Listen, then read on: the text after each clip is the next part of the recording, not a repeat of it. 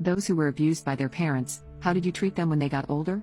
I offered to let my mom live with me, under the same exact terms I lived with as a teen. I don't know why, in God's good name, my mom thought I would be the one to come to. We don't get along.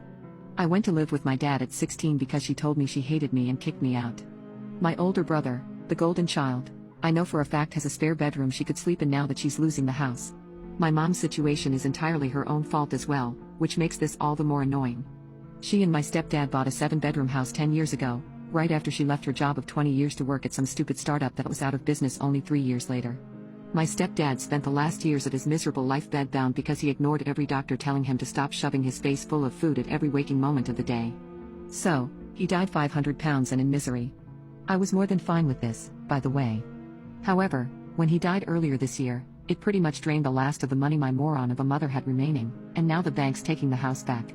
So, she shows up at my door for some reason. Keep in mind this is after mistreating me since I was a kid and ignoring me unless she wanted something since she married that thankfully dead land whale. She had the nerve to ask to live with me. It's only me and my husband in our 2-bedroom house, sure. But that spare bedroom is his office, the basement is my art studio, and the couch in front of the fireplace is for our lovely cats. There is no room for the wicked hag anywhere in this house. But, I knew this opportunity would never come again. So I told her she could live with us if, and only if, she decided to follow the house rules. Number 1, all electronics were to be turned off by 6 p.m. If she was caught with any after that, they would be taken away and sold at the next yard sale. Number 2, bedtime was 7:30. If I caught her up, I would take away all of her clothing for the week. Number 3, she may only shower for 5 minutes, once every 3 days. Number 4, all chores must be done the moment she wakes up. If I roll out of bed and they are not, she will not be getting meals for the day. Number 5, she must make sure she is alert at all times. If hubby and I need something done, it is to be done at that moment, or else she will lose her bedding privileges for the night. Number 6, she will be in charge of cooking one meal each day of my choosing. If it is not made to my liking, she will not be allowed to join us and instead will eat the cheapest frozen meal available. Number 7, I will be reading all her mail, text messages, and emails. I will give her the ones I deem acceptable communication under my roof.